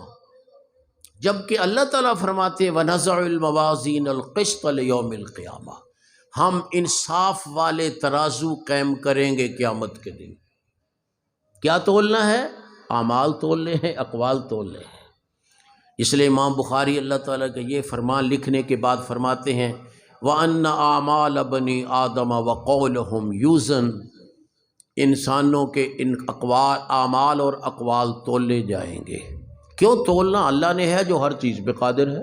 ابھی یہ تو ہمارا ہے نا کہ ہم نہیں تول سکتے ایسی چیز کو، ہم نہیں تول سکتے ایسی چیز کو، بلکہ بہت سی چیزیں یہاں دنیا میں ہیں جن کو ہم نہیں دیکھتے لیکن ان کو مانتے بھی ہیں اور ان کا وزن بھی کرتے ہیں۔ مثلا بجلی ہے نا، بجلی، اب اس تار میں اگر بجلی ہو تب بھی کوئی فرق نہیں، نہ ہو تب بھی ایسی ہوتی ہے، دیکھنے میں تو ایسی ہے، دیکھنے میں تو ایسی، کوئی فرق تو نہیں ہے۔ بجلی ہے اس میں تو وہ بھی نظر نہیں آتی، نہیں ہے تو پھر تو کیا نظر آنا ہے، لیکن ہم مانتے ہیں بجلی ہے، کیوں نہیں تو ہاتھ لگا کر دیکھو پتہ چل جائے گا ہے یا نہیں ہے۔ تو بجلی کا وجود مانتے ہیں اور پھر اس بجلی کو تولتے بھی ہیں۔ یہ باہر میٹر لگے ہوئے ہیں، وہ بتاتا ہے اس میں سے اتنے یونٹ بجلی گزر چکی ہے۔ اور تم بجلی کو تول سکتے ہو جو نظر نہیں آتی، اللہ نہیں تول سکتا اعمال و اقوال کو۔ بجلی کا وجود کہاں ہے؟ دکھاؤ بجلی کہاں ہے، بجلی کا وجود دکھاؤ۔ وجود نہیں، بجلی کے شواہد ہوں گے، روشنی نظر آتی ہے یا پنکھا چلتا ہے پتہ چلتا ہے بجلی ہے، لیکن بجلی کا اپنا وجود نہیں ہے، بجلی کا اپنا وجود نہیں ہے۔ تو ہم ایسی چیزیں تول سکتے ہیں جن کا وزن نہیں ہم کر سکتے یا جن کو ہم نہیں دیکھتے، تو کیا اللہ نہیں توڑ سکتے انسان کے اعمال کو اور اس کے اقوال کو؟ اور پھر یہ بھی ہو سکتا ہے کہ اللہ تعالیٰ ان کو جسم کی صورت دے دیں، ان ہمارے اعمال و اقوال کو۔ حدیثوں میں بھی ایسی باتیں آتی ہیں جس میں آتا ہے کہ سورہ بقرہ آئے گی، سورہ آل عمران آئے گی اور آ کر سفارش کرے گی ان کے پڑھنے والوں کی۔ وہ کیا چیز ہے جو آئے گی؟ حدیث میں آتا ہے کہ وہ پرندوں کی صورت میں ہوں گی جب آئیں گی۔ تو گویا اللہ شکل دے سکتا ہے، اقوال کو، اعمال کو شکل دے سکتے ہیں، اس شکل کو تولا جا سکتا ہے، نہیں تو ان صحیفوں کو تولا جا سکتا ہے جن صحیفوں میں لکھے ہوئے ہیں، یہ جن صحیفوں میں اعمال لکھے ہوئے ہیں۔ ایک حدیث آتی ہے نا کہ ایک آدمی کو دکھائے جائیں گے، اس کے گناہ بڑے دفاتر رجسٹروں کے رجسٹر بھرے ہوئے ہوں گے۔ وہ دیکھے گا، اللہ تعالیٰ فرمائے گا بھائی تجھ پہ میرے فرشتوں نے کوئی ظلم کیا کہ غلط لکھا؟ انہوں نے کہا نہیں یا اللہ کوئی ظلم نہیں کیا۔ مومن آدمی ہوگا نا، مومن آدمی، یا اللہ کوئی ظلم نہیں کیا۔ اللہ فرمائیں گے کہ تو اقرار کرتا ہے؟ انہوں نے کہا ہاں یا اللہ میں اقرار کرتا ہوں۔ تیرا کوئی عذر ہے؟ وہ کہے گا یا اللہ عذر بھی کوئی نہیں، تو نے مجھے 60 سال 70 سال عمر دے دی تھی، اب کیا عذر پیش کر سکتا ہوں؟ حدیث میں آتا ہے جس شخص کو اللہ تعالیٰ 60 سال عمر دے دے اس کے تمام عذر ختم ہو جاتے ہیں، نہیں کہہ سکے گا یا اللہ مجھے وقت نہیں ملا۔ 60 سال سے اوپر کیا لینا ہے، اور بچپنا بھی آ گیا، جوانی بھی آ گئی، وہ ادکھڑ بوڑھا بھی ہو گیا، پورا بوڑھا بھی ہو گیا، اب کیا عذر پیش کرے گا؟ کہے گا یا اللہ کوئی عذر نہیں۔ اللہ فرمائیں گے ہاں بھی تیری ایک نیکی بھی ہے ہمارے پاس۔ وہ کیا ہے؟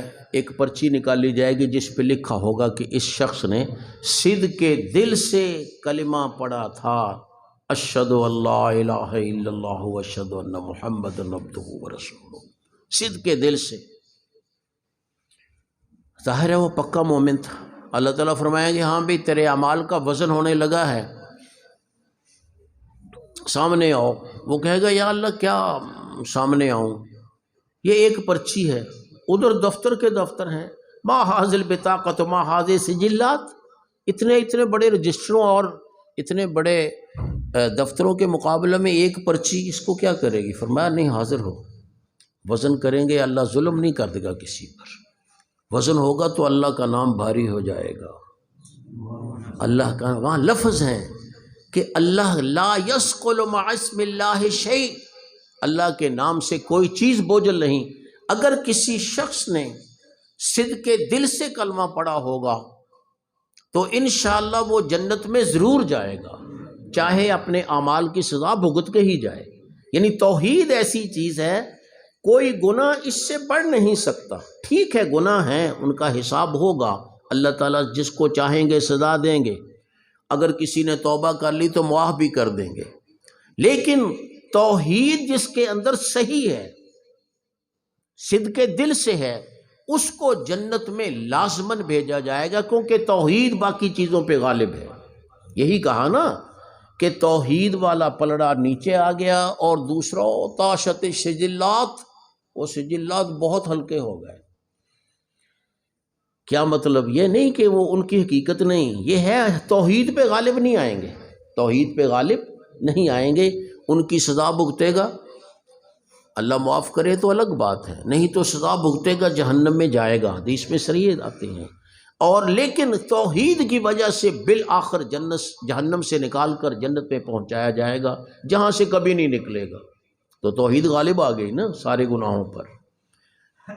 تو میرے بھائی وہ رجسٹر تولے جا سکتے ہیں جن پہ لکھا، آدمی کو تولا جا سکتا ہے، آدمی کو اللہ وزن پیدا کر دیں گے، نیک آدمی میں وزن پیدا کر دیں گے، اور جو گنہگار ہے کافر ہے اس کا وزن ختم کر دیں گے۔ لا نقیم لہم یوم القیامت وزنا، اللہ کے رسول صلی اللہ علیہ وسلم نے فرمایا کہ کافر قیامت کے دن اللہ کے سامنے مچھر کے پر کے برابر بھی وزن نہیں رکھے گا۔ مچھر کا پر سب سے ہلکا ہوتا ہے، مچھر کے پر کے برابر، گویا وزن جسم میں پیدا کر دیا جائے گا نیکی کے لحاظ سے۔ تو آدمی کو تولا جا سکتا، اللہ کے لیے کیا مشکل ہے؟ اللہ عمل کو چاہے، قول کو چاہے، رجسٹروں کو چاہے، بندے کو چاہے، جس کو بھی چاہے تولے گا۔ قرآن کہتا ہے تولے گا، تو ہم کیوں انکار کریں؟ اہل سنت نہیں انکار کر سکتے، قرآن و حدیث کو ماننے والے نہیں انکار کر سکتے۔ ان معتزلہ نے انکار کیا، وہ ان کی بد نصیبی ہے۔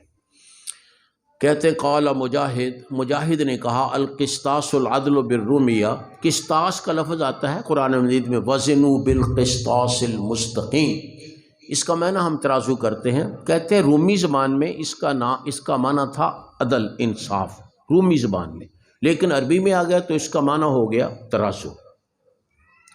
قال یقال، کہا جاتا القسط مصدر المقسط، قسط مقسط کا مصدر ہے، قسط مقسط کا مصدر ہے، مصدر کا معنی کہ مقصد قسط سے بنا ہے، بس یہ معنی ہے، قسط مقصد سے بنا ہے نا، مقصد قسط سے بنا ہے۔ وہو العادل، مقصد کس کو کہتے ہیں؟ انصاف کرنے والے کو۔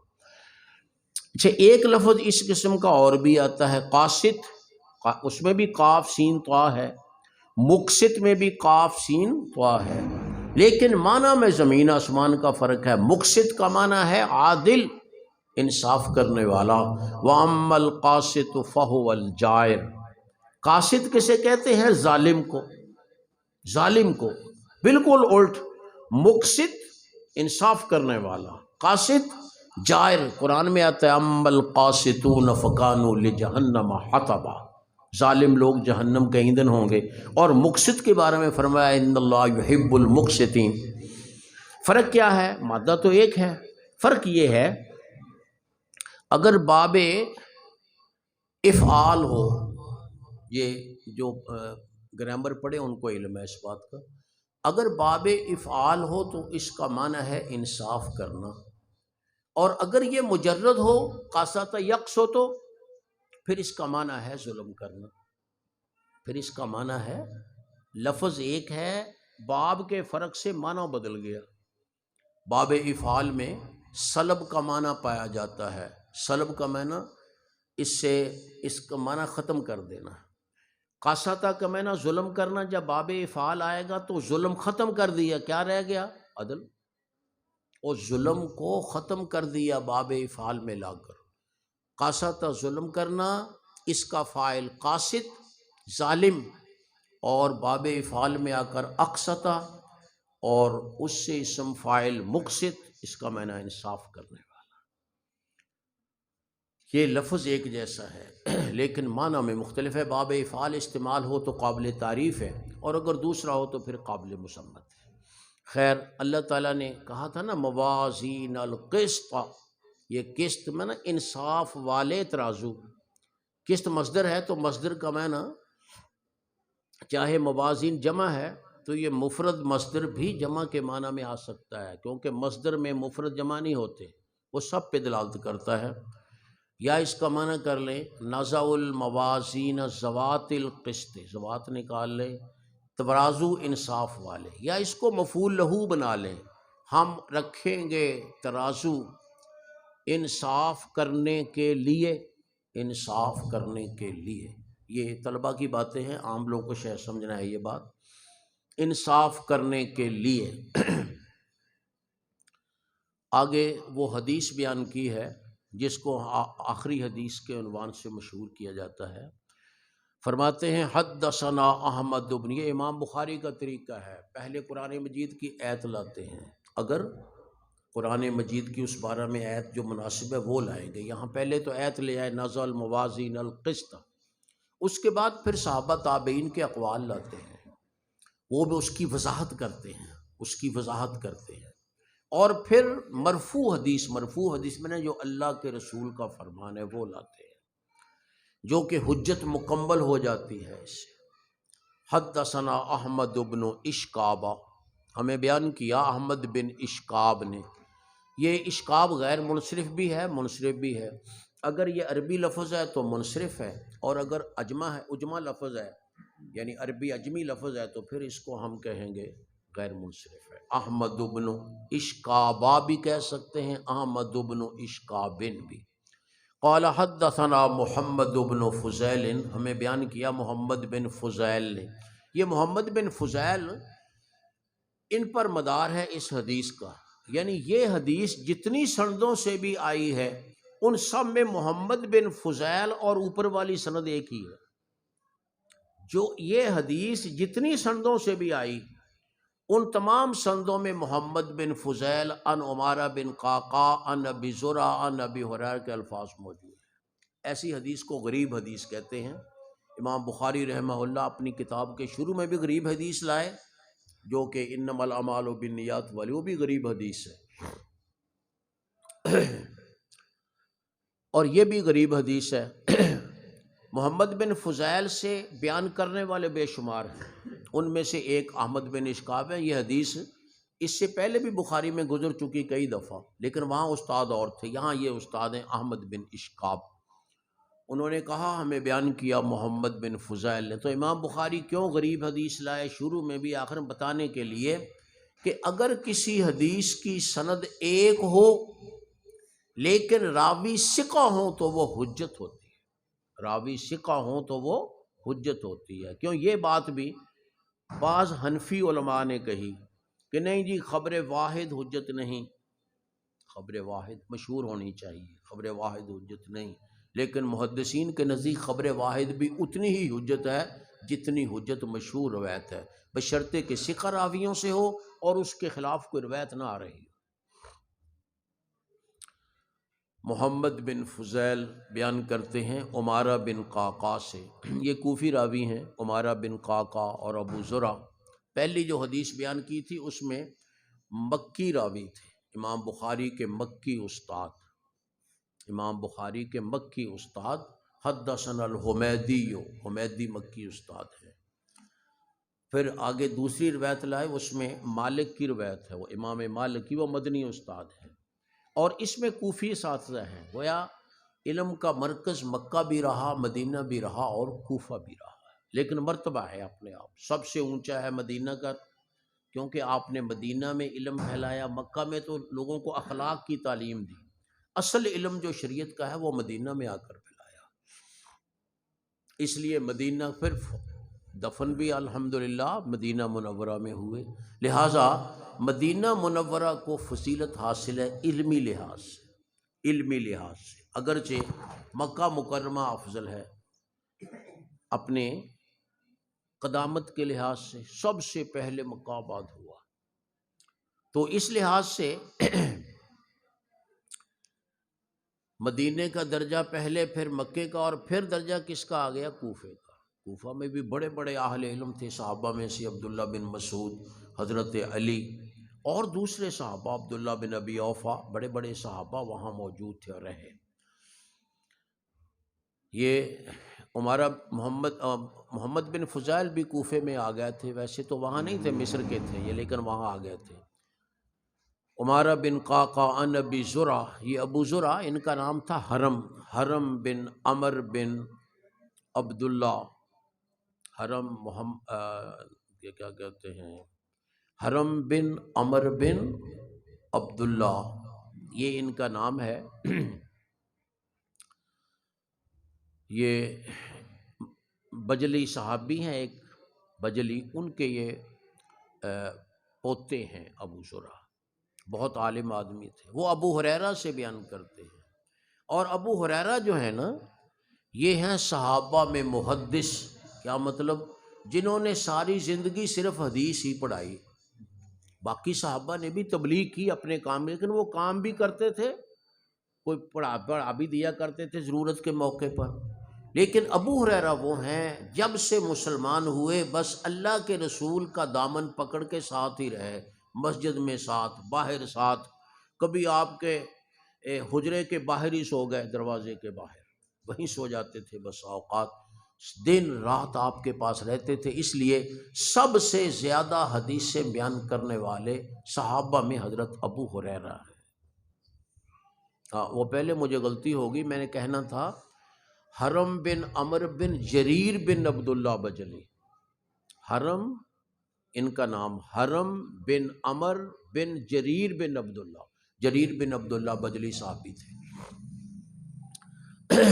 تو ابو ہریرہ ان سے 5000 سے زیادہ حدیثیں آتی ہیں، 5000 سے زیادہ ان اکیلے سے، باقی صحابہ سے 100 کے حساب سے آتی ہیں، ان سے ہزاروں کے حساب سے آتی ہیں، اور انہوں نے پھر آپ کی زندگی میں بھی حدیث ہی حاصل کی آپ سے، ہر وقت جو آپ کے پاس رہتے تھے، کوئی ذمہ دارہ کرتا تھا، کوئی تجارت کرتا تھا، کوئی اپنی مزدوری محنت کرتا تھا، یہ کچھ بھی نہیں کرتے تھے، صرف اللہ کے رسول کی خدمت کرتے تھے، آپ سے علم حاصل کرتے تھے، اور آپ کی وفات کے بعد بھی مدینہ منورہ میں انہوں نے صرف تعلیم ہی پھیلائی، علم ہی پھیلایا، پڑھایا لوگوں کو آخر تک، اس لیے یہ محدث صحابی شمار ہوتے ہیں کہ جنہوں نے اپنا اوڑھنا بچھونا حدیث کو بنا لیا تھا، محدثین کی طرح۔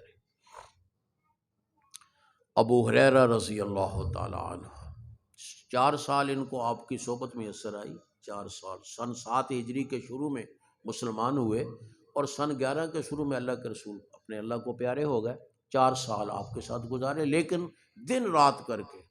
اس لیے کتنی ہی روایتیں ایسی تھی جو دوسرے صحابہ کو نہیں معلوم تھی، ان کو معلوم تھی۔ ہاں، وہ فرماتے ہیں نبی کریم صلی اللہ علیہ وسلم نے فرمایا کلمتان حبیبتان الی الرحمن خفیفتان علی اللسان ثقیلتان فی المیزان سبحان اللہ وبحمدہ سبحان اللہ العظیم۔ 2 کلمے ہیں، 2 کلمے۔ یہ آج کل صرف اور نحو کے لحاظ سے تو کلمہ اس کو کہتے ہیں جو مفرد ہو، پورے جملے کو کلمہ نہیں کلام کہتے ہیں، لیکن یہ پرانا، ابھی یہ تو بعد کی اصطلاح ہے نا، یہ فن بعد میں بنے ہیں۔ آپ کے دور میں کلمہ، کلام، قول، حدیث ایک ہی چیز ہے۔ کلمتان، 2 کلمے ایسے ہیں، یعنی 2 کلام ایسے ہیں، اللہ کو بڑے پیارے، رحمان کو بڑے پیارے، زبان پر بڑے ہلکے، اور میزان یعنی ترازو میں بڑے بوجھل۔ بات ہو رہی ہے نا کہ اقوال کا وزن ہوگا، تو یہ سب کلمے پڑھنے کا بہت بڑا وزن ہے ان اقوال کا۔ تو یہ کلمتان خبر مقدم ہے، یہ بھی طلبہ کی بات ہے۔ کلمتان خبر مقدم ہے، حبیبتان صفت اول، خفیفتان علی اللسان یہ صفت ثانی، اور ثقیلتان فی المیزان یہ صفت ثالث۔ خبر مقدم کیوں لاتے ہیں؟ خبر مقدم اس لیے لاتے ہیں توجہ دلانے کے لیے۔ اگر شروع میں ہی کسی یہ کہہ دیں مثلا زید لاہور گیا تو اتنی توجہ نہیں ہوگی، بغیر اس کے نہ، بجائے اس کے اگر خبر کو پہلے لاؤ، خبر کو پہلے، لوگ کان کھڑے کریں گے کس کی بات ہے بھئی، کس کی بات ہے؟ فرمایا کلمتان، 2 کلمے ایسے ہیں۔ ہر شخص کان کھڑا کرے گا کہ کلمے ابھی بتائے نہیں، پہلے ہی کہا 2 کلمے ایسے ہیں، تو جو کرے گا۔ پھر بھی فوراً نہیں بتا دیے 2 کلمے، بلکہ ایک صفت اور لائے، حبیبتان الی الرحمن، بھئی وہ رحمان کو بڑے محبوب ہیں۔ اور شوق بڑھ گیا سننے والے کا، اچھا 2 کلمے ہیں اور اللہ کو بڑے پیارے ہیں۔ پھر کہہ دیا خفیفتان، دوسری صفت بھی لے آئے آگے، تاکہ شوق بڑھتا رہے، اصل کلمے تک پہنچتے پہنچتے ان کا شوق پورا ہو جائے۔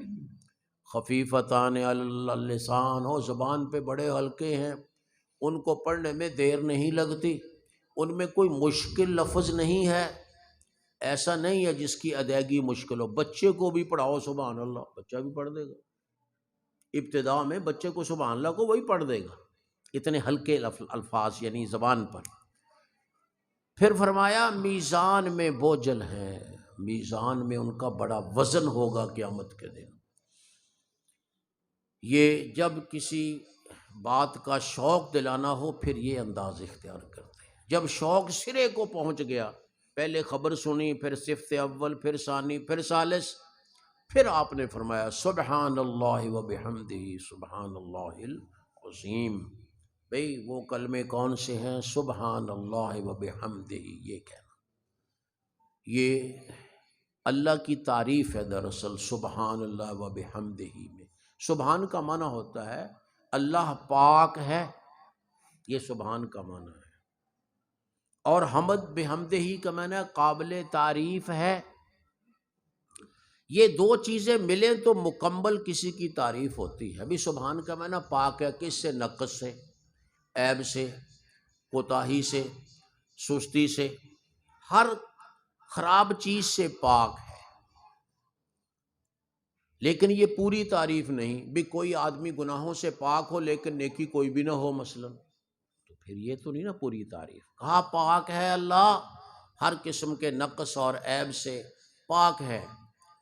پھر فرمایا بحمدہ، وہ قابل تعریف بھی ہے۔ قابل تعریف کب ہوگا؟ جب اس میں خوبیاں پائی جائیں گی۔ گویا ہر نقص سے پاک ہے اور اس میں ہر خوبی پائی جاتی ہے، جو بھی خوبی ہے، جو اچھے اوصاف ہیں نا، سب کے سب اللہ میں پائے جاتے ہیں۔ یہ صرف اللہ کی شان ہے، یاد رکھیے۔ ہر قسم کے نقائص سے پاک ہونا اور ہر قسم کی خوبی سے متصف ہونا، یہ صرف اور صرف اللہ کی ذات ہے۔ ورنہ بندہ تو نہیں، بندہ تو اس میں نیند آتی ہے، نیند بھی نقص ہے نا. وہ بھی اچھا بھلا آدمی باتیں کرتا کرتا سو جاتا ہے، اب نہ سنتا ہے نہ دیکھتا ہے نہ بولتا ہے، تو وہ بندے میں تو نقص ہے. پھر بندے کو پیشاب آتا ہے، چاہے وہ نبی ہی تھے، انبیاء بھی ہوں، ان کو پیشاب بھی آتا تھا، کمزوری تھی اور بیماری آتی تھی. تو یہ ہے تو کچھ نقص، اگرچہ کوئی قابل مذمت نہیں ہے، لیکن کمی تو ہے نا، کمی تو ہے. اللہ تعالیٰ میں اس قسم کا کوئی نقص نہیں، کسی قسم کا بھی، نہ علم میں نہ اور دوسرے اوصاف میں. ہاں خوبی ہر پائی جاتی ہے، ہر خوبی، جو بھی خوبی تم تلاش کرو وہ اللہ میں ضرور ہوگی، اللہ میں. کیوں؟ مسئلہ ایک آدمی تو یہاں بچہ پڑھتا ہے، چھوٹا سا بچہ ہے، اور وہ قرآن مجید زبانی پڑھ رہا ہے، تو ہم کہتے ہیں واہ بھائی واہ. یہ واہ بھائی واہ کہنے کا مطلب کیا ہے؟ کہ بھائی یہ اللہ کی تعریف ہے. اس بچے کو کس نے سکھا دیا؟ اللہ نے. کوئی اللہ نے سکھایا نا، تو تعریف تو اللہ کی کریں جس نے اس کو بنایا. بھئی اس کو بنایا اللہ نے، سکھایا اللہ نے، تو پھر تعریف کس کی ہوئی؟ اللہ کی. ایک ہم خوبصورت چیز دیکھتے ہیں، پھول دیکھتے ہیں، ہم کہتے ہیں واہ بھائی واہ بہت اچھا ہے. وہ کس نے بنایا؟ اللہ نے. تو بنا تعریف اصل تو اللہ کی، جس نے بنایا ہے. اس کی تعریف تو نہیں، تعریف تو اللہ کی ہے. تو جس کی بھی آپ تعریف کریں گے وہ در حقیقت تعریف اللہ کی ہوگی، جو اس کا خالق ہے، جس نے اس کو بنایا ہے. یہ مطلب ہے وَبِحَمْدِهِ کا. تمام خوبیاں اور فضائل اس میں پائے جاتے ہیں، اور وہ تمام نقائص سے پاک ہے. اب ہوئی پوری تعریف، بھی نقص ایک بھی نہیں، خوبیاں سب ہیں. اسی لیے فرمایا نا، جب کو آدمی کہتا ہے سبحان اللہ، فرمایا آدھا ترازو بھر جاتا ہے، آدھا ترازو، کیونکہ آدھی تعریف ہوئی نا، پوری نہیں ہوئی. پھر اگر وہ ساتھ الحمدللہ بھی کہہ دے یا بحمدہ ہی کہہ دے، فرمایا پورا ترازو بھر گیا، یعنی تعریف کا حق ادا ہو گیا. اس سے اوپر کوئی تعریف ہو ہی نہیں سکتی. سبحان اللہ و بحمدہ سبحان اللہ العظیم. اس میں بھی یہ دو چیزیں ہیں، سبحان اور عظیم. سبحان کا معنی وہی کہ اللہ پاک ہے ہر نقص و عیب سے، اور عظیم کا معنی وہ تمام عظمتیں اس میں پائی جاتی ہیں، تقریباً برابر ہی ہے دونوں. سبحان اللہ و بحمدہ سبحان اللہ العظیم. بعض روایات میں سبحان اللہ العظیم پہلے ہے، سبحان اللہ و بحمدہ بعد میں ہے، کوئی فرق نہیں. چاہے اس طرح پڑھ لیں جیسے لکھا ہے سبحان اللہ و بحمدہ سبحان اللہ العظیم، اور چاہے تو اس کو پہلے پڑھ لیں، اس کو بعد میں پڑھ لیں، کوئی فرق نہیں، نہ معنی کے لحاظ سے نہ درجے کے لحاظ سے. امام بخاری رحمہ اللہ اس حدیث کو آخر میں لائے یہ سمجھانے کے لیے کہ کسی بھی مجلس کا اختتام اللہ کی تسبیح و تحمید سے ہونا چاہیے. امام بخاری وہ پہلے استاد ہیں، پہلے محدث ہیں جنہوں نے اپنی کتاب کو اس حدیث سے ختم کیا ہے، کسی اور نے اس حدیث سے ختم نہیں کیا. ہاں ان سے بعد میں لوگ آئے ہیں جنہوں نے یہ حدیث آخر میں لائے، جیسے حافظ ابن حجر نے بلوغ المرام میں بھی یہی حدیث آخر میں لائے ہیں، اور بھی. تو اس سے سمجھ کے آئی کہ اختتام جو ہے وہ تسبیح و تحمید سے ہونا چاہیے. کیوں؟ کوئی آدمی کتنا بھی بلند ہو، اس میں کچھ نہ کچھ نقص ہو سکتا ہے. آپ جب کوئی کام کریں، امام بخاری نے یہ کتاب لکھی، پورے یقین کے ساتھ لکھی، پوری تحقیق کے ساتھ لکھی، لیکن انسان جیسے اللہ کے رسول کہا کرتے تھے نا، یا اللہ ہم گنہگار ہیں، یا اللہ میرے پوشیدہ گناہ بھی معاف کر دے، یا اللہ میرے ظاہر گناہ بھی معاف کر دے، یا اللہ خطا بھی معاف کر دے، یا اللہ عمد بھی معاف کر دے، یا اللہ ہزل بھی معاف کر دے، یا اللہ جد بھی معاف کر دے. گناہ تو تھے نہیں، لیکن بندے کی شان یہ ہے کہ بندہ اپنے گناہوں کا اقرار کرتا رہے، چاہے ہیں چاہے نہیں. اور نہیں ہے تو پھر بھی اللہ کی تعریف ہے نا، جس نے بچا لیا. اس لیے بندے کا کام یہ ہے، بندہ اپنے آپ کو یہی کہے کہ یا اللہ مجھ سے جو نقص ہو گیا وہ مجھے معاف فرما، تو ہے نقص سے پاک. تو یہ آخر میں تسبیح و تحمید ہونی چاہیے. حضور اکرم صلی اللہ علیہ وسلم نے بھی فرمایا ہے کہ جب مجلس کو ختم کیا جائے نا تو تسبیح و تحمید سے ختم کیا جائے، یعنی سبحان اللہ الحمدللہ یہ اتنا پڑھ لیں، یا جیسے کہ وہ پوری آتی ہے، حدیث آتی ہے سبحانک اللہم و بحمدک استغفرک واتوب الیک وغیرہ، یہ پڑھ لیا جائے. تو امام بخاری نے جس طرح اس کتاب کو اعلیٰ حدیث سے شروع کیا، سب سے پہلے کہ نیت خالص کرو، نیت خالص کرو، ورنہ بخاری پڑھنے کا بھی فائدہ نہیں ہوگا۔ اور اگر نیت ہی خالص نہیں، بخاری پڑھنے کا بھی فائدہ نہیں، قرآن پڑھنے کا فائدہ نہیں، نیت خالص نہ ہو۔ نیت کیا ہوتی ہے؟ اللہ کی رضا، بس جس نے اللہ کی رضا کے لیے پڑھا اس کو فائدہ ہے، جس نے ملازمت حاصل کرنے کے لیے پڑھا اس کو کوئی فائدہ نہیں۔ قرآن و حدیث کو صرف اور صرف اللہ کی رضا حاصل کرنے کے لیے، اپنے عمل کی اصلاح کے لیے، آگے تبلیغ کے لیے، صرف اس لیے پڑھیں کہ میں کیوں پڑھتا ہوں؟ اس لیے کہ اللہ مجھ سے راضی ہو جائے۔ سب سے پہلی بات لوجہ اللہ، لوجہ اللہ کام کرنا، پھر یہ کہ میں اس پہ عمل کر سکوں، مجھے دین کی سمجھ آ جائے، دین کی سمجھ آئے، میں اس پہ عمل کروں اور پھر میں اس کو لوگوں تک بھی پہنچاؤں۔ یہ نیت ہوگی تو انشاءاللہ ثواب ہی ثواب ہے، پوری زندگی ثواب ہے، پوری زندگی ثواب ہے۔ لیکن اگر کوئی اور نیت کر لی، خدا نخواستہ نیت خراب کر لی کہ میں اس لیے پڑھتا ہوں کہ میں اس سے کمائی کروں گا، میں اس سے پیسے کماؤں گا، تو یاد رکھیے ساری محنت اکارت ہے، ساری محنت اکارت۔ باقی علم جو آپ پڑھنے پڑھیں، وہ اس کو کمائی کے لیے پڑھیں، کوئی جھگڑا نہیں ہے، لیکن قرآن اور حدیث یہ دو ایسے علم ہیں جن کو صرف اور صرف لوجہ اللہ پڑھنا چاہیے۔ اللہ تعالیٰ نہیں کسی کو رکھیں گے کہ اس کو کھانے پینے کی کوئی چیز نہ ملے، بھوکا نہیں ماریں گے کسی کو۔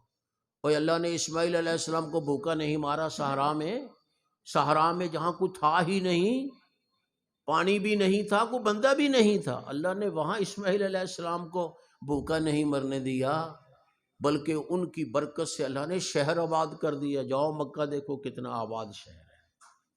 تو کیا ہم مر جائیں گے بھوکے؟ اگر ہماری نیت خالص ہو تو نہیں بھوکے مریں گے۔